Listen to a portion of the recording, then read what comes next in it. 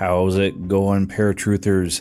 This week we're doing a replay of an archive that we did as ParaTruth Radio entitled Hemopure, an artificial blood substitute.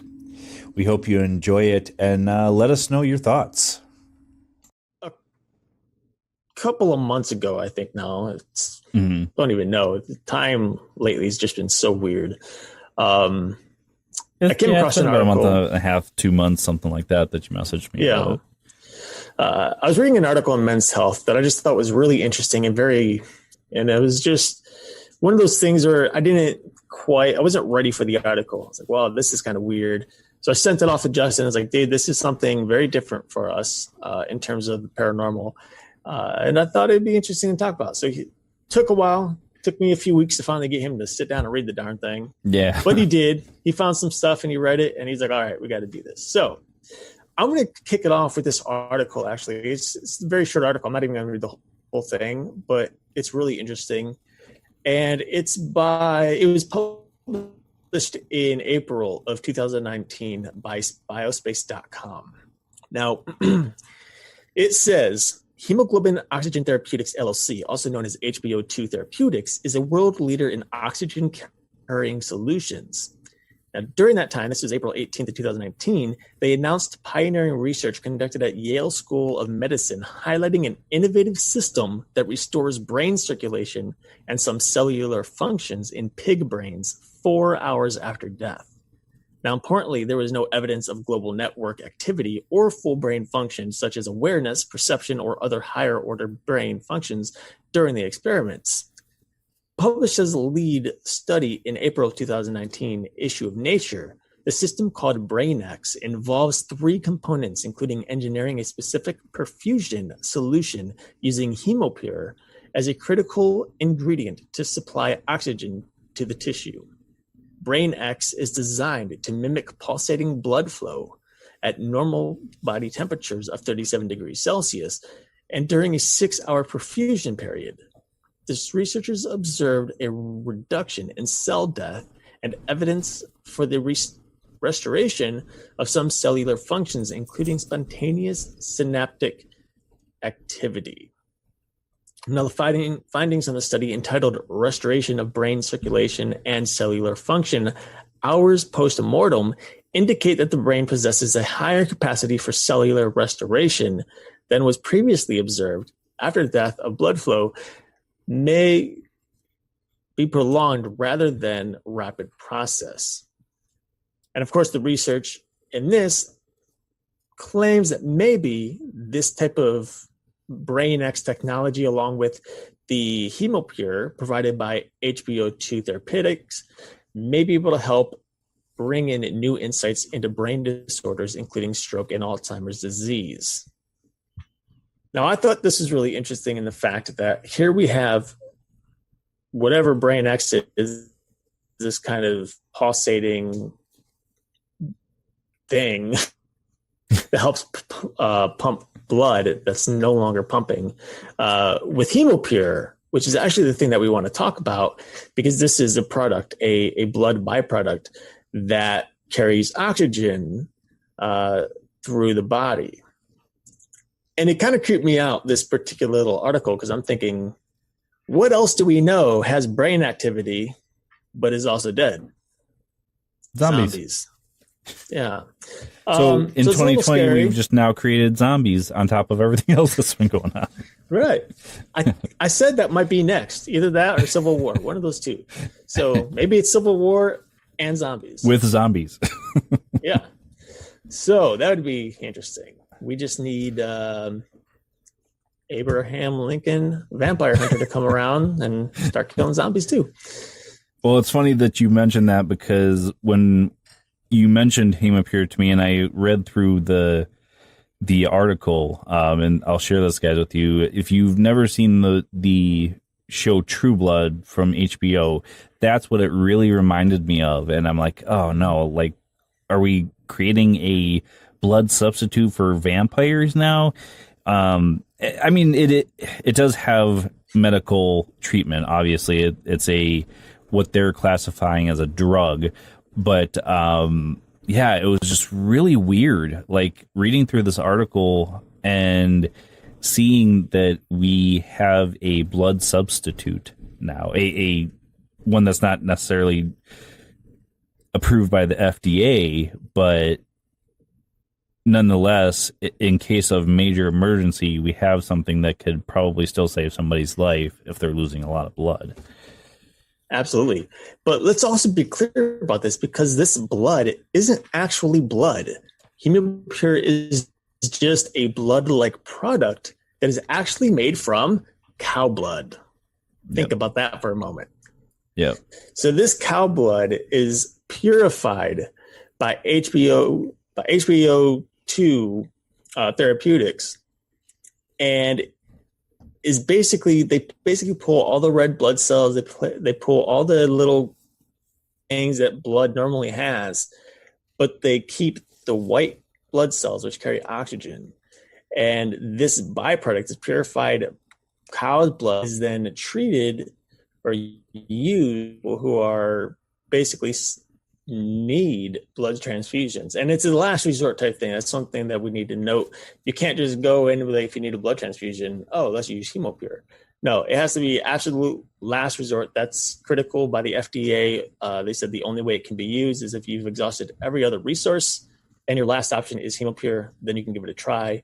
But of course, there's no guarantee that it's going to work, and nobody knows what the side effects are. There could be no very bad side effects. This is what they could possibly be, one way or the other. Yeah, as I was looking through the article, I was looking for like side effects. It doesn't really go into great detail in this article that I found about any specific side effects, other than it may cause blood clots, which would, in turn cause a stroke or a heart attack. That was pretty much it. There wasn't really a whole lot else in there, or volume overload, which I had never heard of, but basically the concept is if you have too much blood, that can cause issues for you. So that's right. The only two that I came across. Was there any specific ones that you came across other than that? No, there's not really any specific ones. The only thing that really came through by the FDA, and the reason the FDA had decided not to approve it just yet, was because there's actually, unlike blood, which carries... So basically what regular blood does is it has this ability, I forget what the property is of blood, that allows the vein to open up. It's basically like nitric oxide is what it is. So blood has nitric oxide in it. And nitric oxide is used to basically inflame or widen the blood vessels, or in this case, the veins. Nitric oxide is actually used very commonly for athletic performance. I've used nitric oxide in the past, and what it does is it opens up the veins to help carry oxygen better and more efficiently to the muscles to give you a better pump. And so that's what is happening here. Because blood, in this case Hemopure, doesn't have nitric oxide in it, there's no guarantee that the blood cells, the white blood cells, would actually be able to push its way through to organs that it needs to get to. And as such, all you would be doing is pumping it in there. It would create a block, and you would die of a heart attack. Which, when HBO2 Therapeutics came back, talking with at the FDA, said, this is true, but Hemopure is only to be used in a last resort. This is if somebody's going to die without it. You try it, and if they die, they would have died without it. But right. On the flip side, there's another 50% chance that they're going to survive and live. There have been statistically, it's gone both ways. There have been people who've used it and they didn't make it. But on the flip side, there have been people who used it and they survived, and they're doing just fine today. So nobody really knows why it works sometimes and why it doesn't. I'm sure it has a lot to do with the state of the person, what their body condition is in, how far along they are in the treatments. But I do know that it's kind of a sit and wait type of treatment. This is something that's got to be pumped, a full bag pumped into the body every couple hours. I think in this one article that I read, actually, they're pumping it every hour on the hour. They had to do it because it's just white blood cells and it's delivering oxygen. It depletes very quickly. So you're going through bags and bags and bags and bags and bags, and you're only using it in order to jumpstart the body's natural healing process, when the body can actually create its own white blood cells. Right. And that's the main purpose of the Hemopure. It's basically jumpstart your own production of a white blood cell. And the cost of that is both, obviously, physically, nobody knows what's going to happen. No one knows the side effects of it. And also financially, one bag alone costs the hospital $200. And of course, that's going to multiply for the patient or whoever's paying, because then you're paying the $200 plus you're paying medical supplies and the doctors who are there as well. You're basically ramping up to around $2,000 at minimum if you end up doing a Hemopure blood transfusion. One thing, though, that I think is really interesting about this Hemopure, though, is even though it's not like your typical blood transfusion, it's cool in the fact that there is absolutely no, what's the word, like anybody can use it. Like, you know how you have type A, type right. B, You don't need a universal donor, matching right. donor or anything like that. This Hemopure can work for anybody and everybody. Period. Well, the one thing that I found interesting, I don't know if this is in the article that you read, but it said that one population that might benefit from the expansion of the blood management program, which is what Dr. Bruce Spice in this article is a part of, said that Jehovah Witnesses would most definitely benefit from this product, but it doesn't go into why, and I didn't get a chance to research what significance that would mean. Why would Jehovah Witnesses benefit from this product over other people? Well, I think the main reason being that as a Jehovah Witness, there's a religious reason as to why they can't accept a blood transfusion. So if a Jehovah Witness needs a blood transfusion religiously, they're not allowed to do it. That's a sin, and they can actually be cast out of the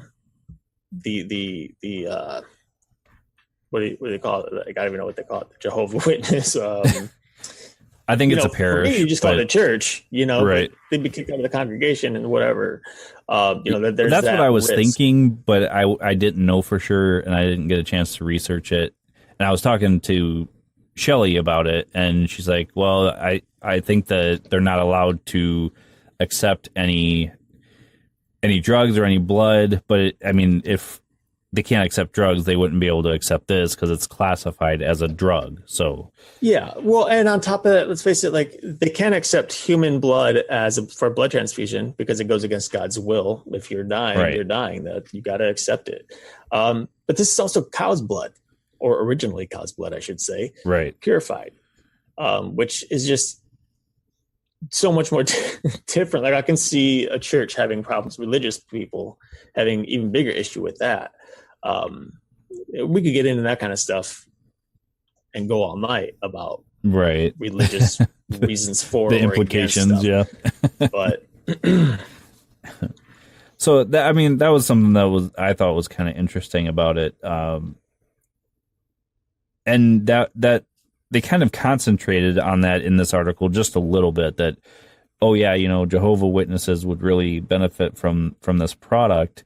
And after reading the article again, I did find the doctors that you had come across in your article as well, Jane Michael, and there was a couple of people, I guess, that are involved with this. Mary Jane Michael was the one, Dr. Spice's manager.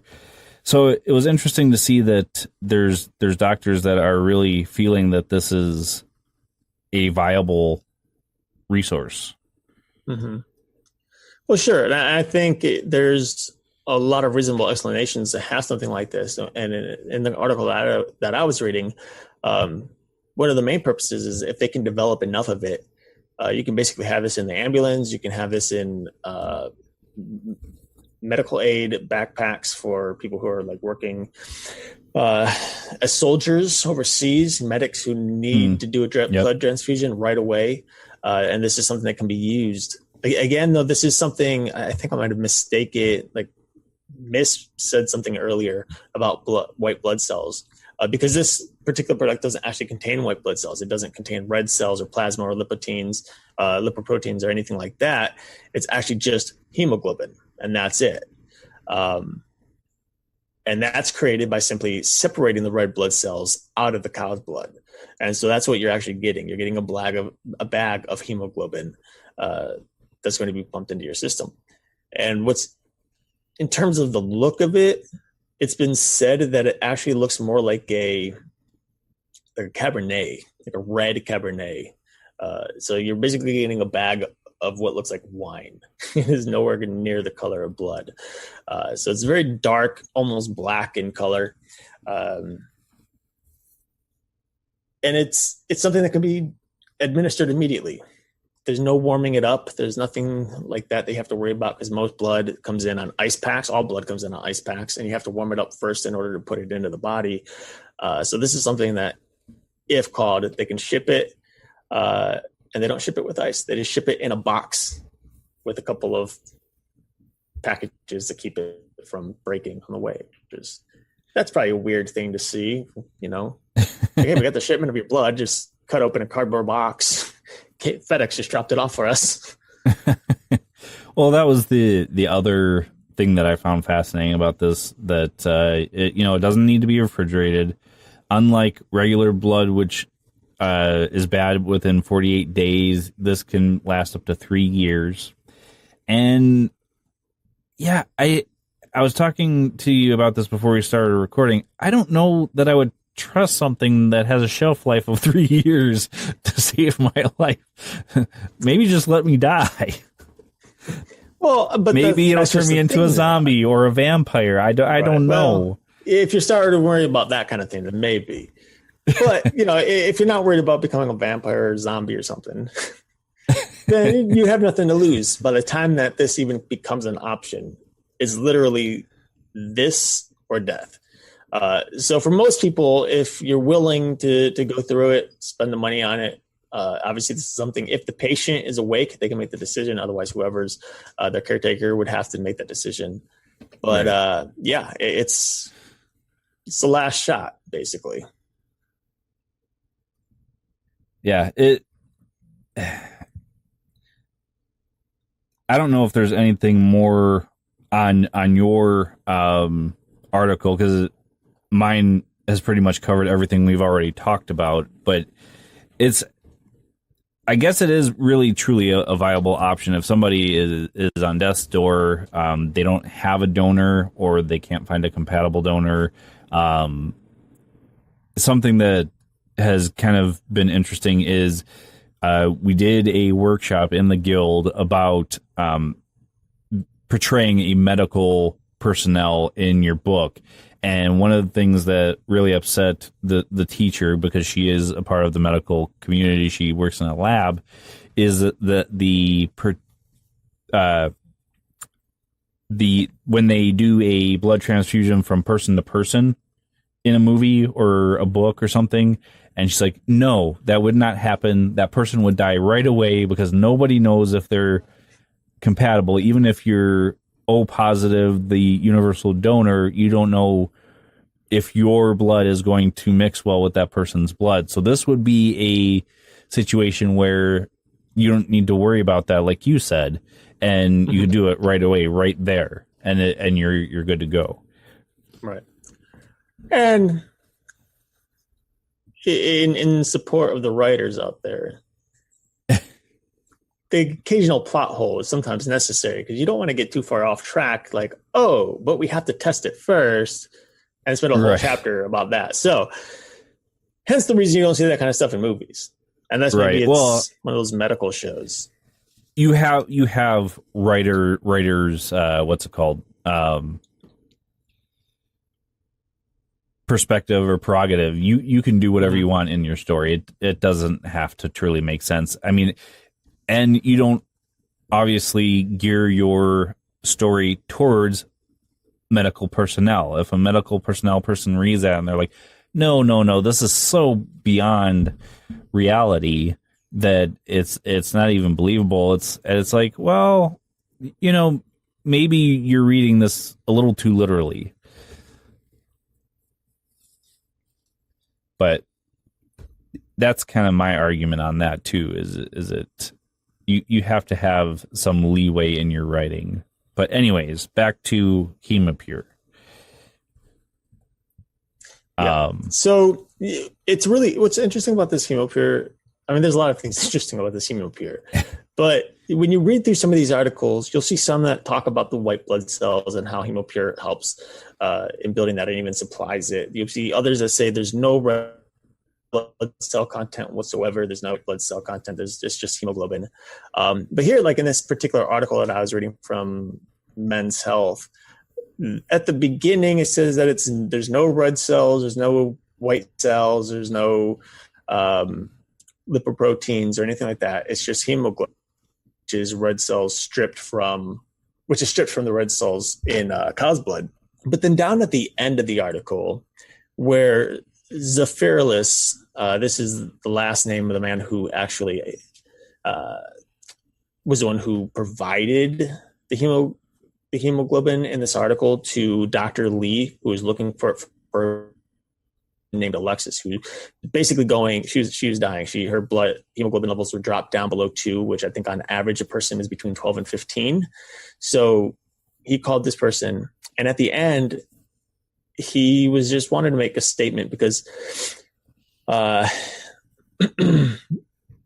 he said he thinks it's time to drop comparisons and reset expectations completely.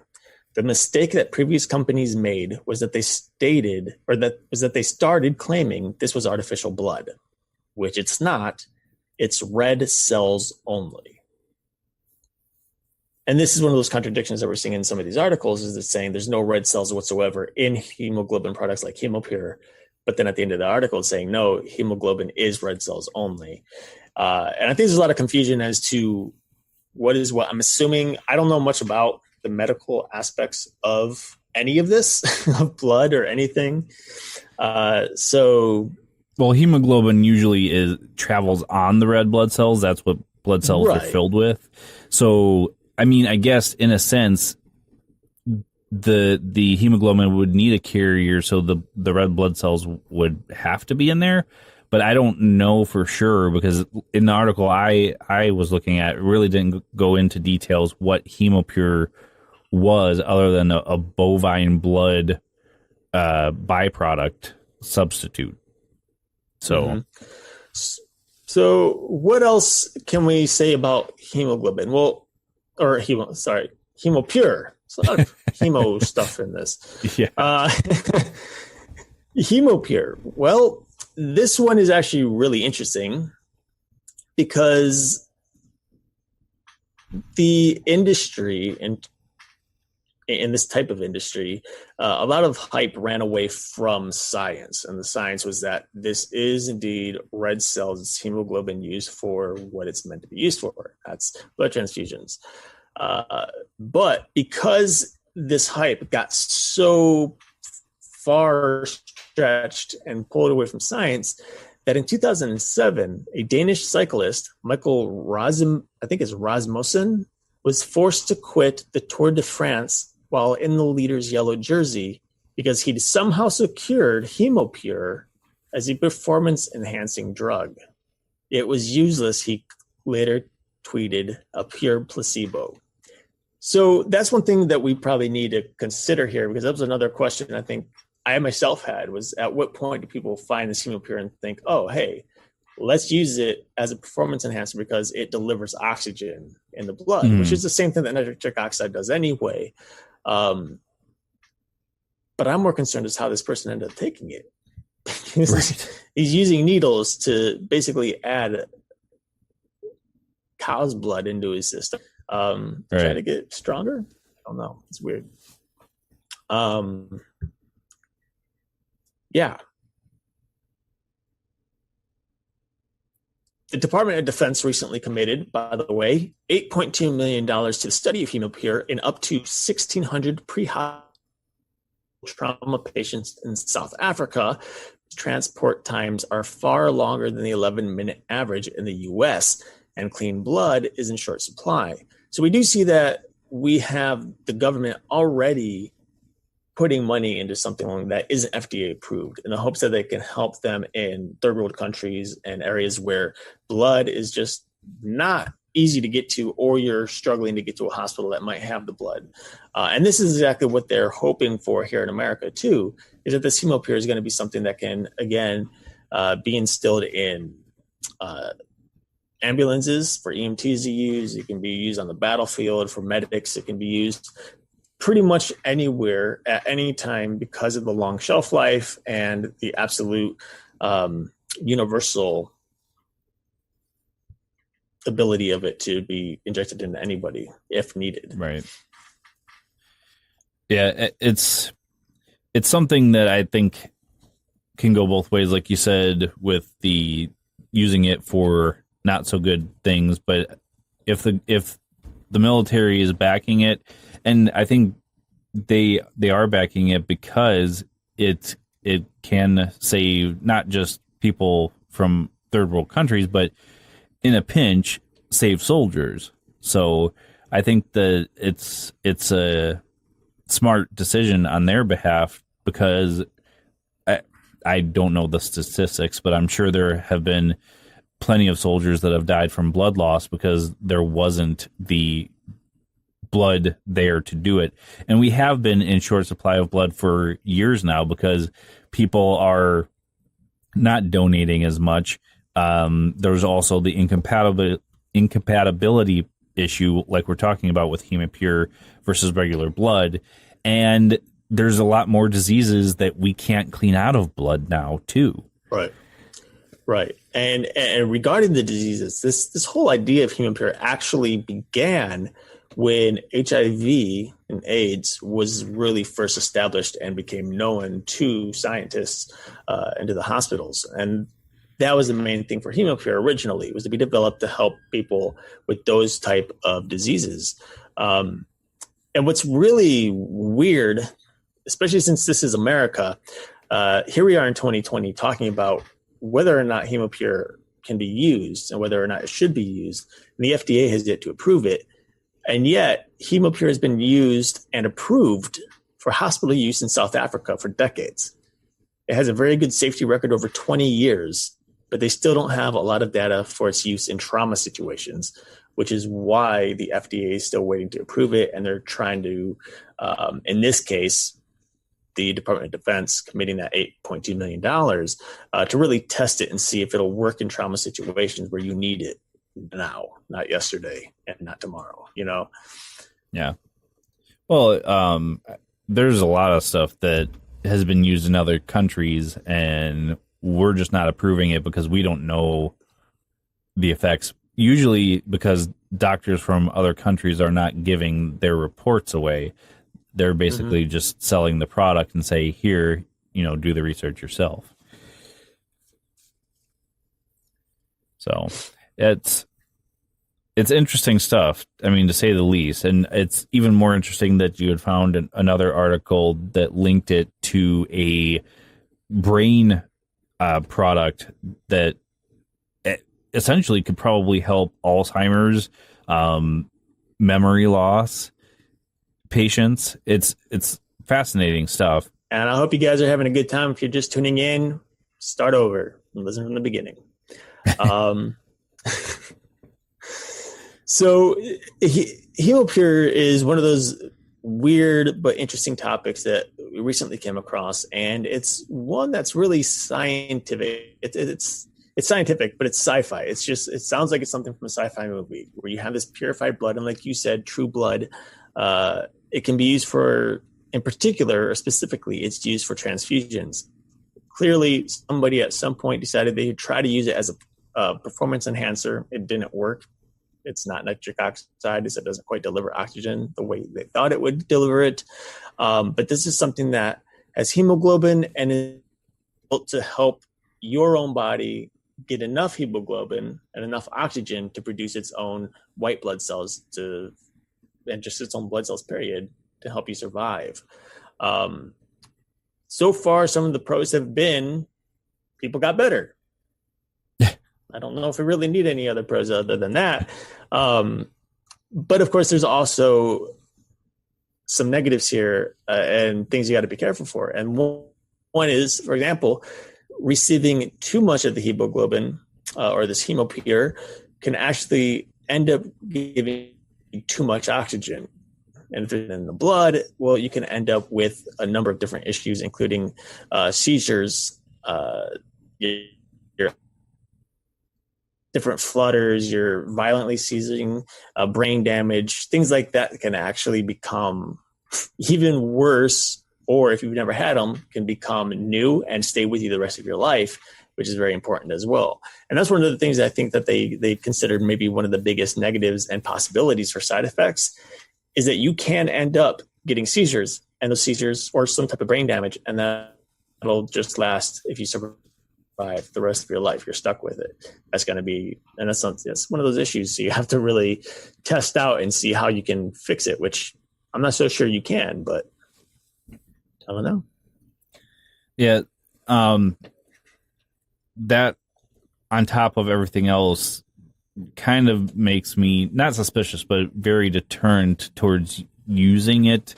I mean, if worse comes to worse and I need a blood transfusion, I guess what's the worst that's going to happen if I'm dying already? But I guess what are your thoughts on this? What, like, personally, what do you think about this? You know, I mean, I got to say that I'm actually probably for it. You know, this is something that, again, is only being used last. It's the last option. There's no other option other than this, or it's death. And in that type of circumstance, I mean, so long as insurance covering or helping, or you have the money for it, obviously the stuff racks up a lot. And it's horrible to think that you have to choose between life because of financial issues. But that's kind of where society is and our world is today. But if this is a last opportunity, a last chance to survive, and you want to, then why not? I mean, the absolute worst that can happen is you end up dying from it, which was going to happen regardless anyway if you didn't take it. So or use it. So I think there's always that possibility that you can be okay. You know, sure, there's possible side effects, but there's no guarantee that those side effects will be, you know, look at medications today. Any medication you take, there's so many side effects. And some of those side effects are death with some of these medications, by the way. Right. Some of the side effects are worse than the side effects from whatever you have. Exactly. And that's the thing, though, because the side effects, you have to note this one particular thing about side effects when it comes to any medications out there. The majority of them, especially the ones that say they cause death or heart attack or this or that, these can be very, very, very minor in scale in their testing. We're talking about below 1%. So you have something like 0.2, 0.5% of people tested that ended up having a heart attack or dying. But the other, whatever, we'll just say, and we'll say 1%, the other 99% were perfectly fine. Is it really a side effect? Or was this person just happened to have a weird, like what, who knows? It could be anything. But because it happened during the test, they have to go ahead and submit that in their claim. Some of the side effects that they even show on TV may not be an actual side effect. It may have just been a coincidence, but because it happened during trials, boom, you have to add it. So that's one thing to consider and understand. But the problem with that is you just never really know. You never know what the actual side effects are. Right. Yeah, I don't know, man. Like, going over the fact that this has been used to stimulate dead pig brains and the possible, I mean, I'm not really sure I really believe this, but causing some type of zombie-like thing. I'm not saying that would happen. Obviously, I think that type of zombie that is portrayed in fiction is not what zombies would be if there was such a thing as zombies, because we've done research on zombies, and we've, I believe, done a show on zombies where a lot of times it's a drug that causes this zombie-like state. But messing with that biology and testing it on a dead brain and it having actual effects, I feel we are asking for some misgivings about it, because who knows what would happen. I mean, the benefits is good too. Like, we could possibly, if not cure Alzheimer's, at least limit the effects of it. People with brain damage could possibly give them a little more functionality. I don't know. With all this tampering that we do these days in medicine, I feel that we're asking for trouble. Not that there's not any good that can come out of it, but what are your thoughts on that? Like, do you think that there can be implications that could cause some major issues for humanity? You know what? I don't know for sure, but I could definitely see it, especially if you were talking about, like, just for example, let's think about women who end up using the Hemopure for transfusion. They survive and then end up getting pregnant. Could there be some type of side effect that way? Right. You know, and what does that do to the child? How long does it stay in the system? You know, how does it, again, like, I know Hemopure technically isn't cow's blood anymore, but these are still red blood cells from a cow. And again, I'm not a med student. I didn't go to school for medicine. I don't know how it works. But in my mind, and I think in the mind of most people, when they see that and hear that, they're going to think the same thing. And so maybe that's something, hopefully, if anyone who is a doctor knows, or who's into medicine and understands this Hemopure thing, can maybe shed a little light on that for everybody. It'd be great to have you send us a little chat or an email or something. Right. But yeah, I mean, that's one of the, I think, biggest concerns I could think of. You know, I can't say that there's going to be some type of, again, some weird zombie thing, or, you know, who knows what. But then again, who the heck knows? You know, I mean, yeah, with the way splicing is going these days, DNA splicing and stuff, I mean, who knows where we're going to end up? There might be 3 of me one day, and we'll all be talking on ParaTruth Radio in 29 something. I don't know, 2090. We'll see what it's like back then. What would be really interesting is if we cloned you and each one had a different opinion about what you guys were talking about. That would be really interesting. That would be annoying, is what it would be. Well, a audiobook that I have listened to now going on 4 times talks about a guy who sells his brain or his head to a cryogenics lab, and he ends up coming back as an AI. Well, he's put into this ship and sent out, and he can replicate himself. And a lot of the story is about himself talking to each other and how their personalities differentiate. So it's really interesting, because then I think to myself, would my personality really split off that much if I duplicated myself? And verifies the fact that I don't want to duplicate myself. Right. Well, but that goes into the whole theory and the question as to, like, there's this actually goes along with some of the paranormal stuff we probably talked about in the past. But when you have an organ transplant and you take on someone else's organ, there's the idea that part of that person is with you, and your own what do you call it, like I don't know if it's your thinking pattern or little quirks that you have can end up changing to mimic those of that other person. there's a movie out that came out years ago. I forget what it's called. What the hell is it called? I can't think of what it's called, but it had Jessica Alba, and her eyes were replaced with somebody else's eyes. And she was able to see through that person's eyes, and it was kind of creepy. But yeah, that's something that's like a serious debate, and people are worried about cell memory transplants and stuff like that because of this possibility. Especially like I just watched a show the other day called The Good Doctor. Don't know if you've ever seen it. It's a typical medical show, but it's pretty interesting, about a student who has autism. And this one kid needed a new liver, I think, or he was going to die. And the only liver that was available to them was from a serial killer. And the serial killer wanted to donate the organ, but the kid didn't want it because he didn't want a serial killer's organ inside of him for a number of different reasons. So, that is another one of those things, and probably yet another episode of ParaTruth sometime down the future. I think we've actually talked about something like this with Jerry before in the past. Yep. And, who knows? I don't think there's any real evidence or research stating that something like that could happen, that you can actually take on the mannerisms of somebody else just by having organ or blood or whatever.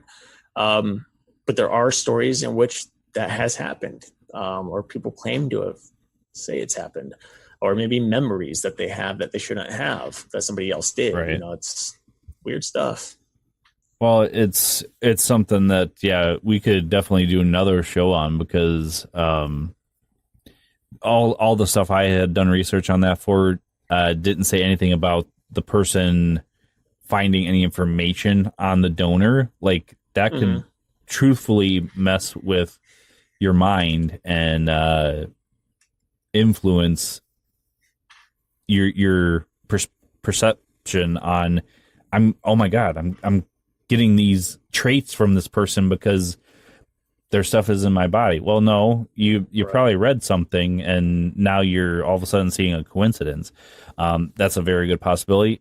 That's a possibility that cell memory is a thing too. Who knows? But before we get too much further into this rabbit trail and go longer than we need to, all right, folks, we hope you enjoyed this episode of ParaTruth Reborn, where we revisited our episode Hemopure, an artificial blood substitute. Tell us in the comments what you think about this. We are planning on revisiting it as ParaTruth Reborn, and we would love to hear what you guys have to say. Make sure you get into our ParaTruther community on Facebook. That's the best way that we are going to be interacting with you, and you will be getting much more than what we post on our social media. But until next week, folks, where you'll find us, same time, same channel. My name's Justin. Talk to you guys later.